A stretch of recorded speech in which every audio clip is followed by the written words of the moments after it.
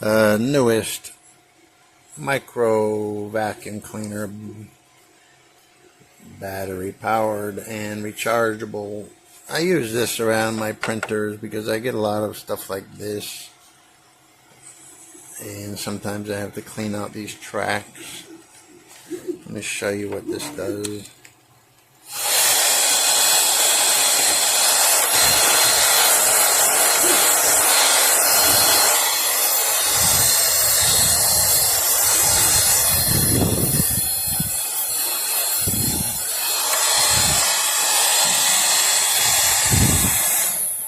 So definitely useful for that.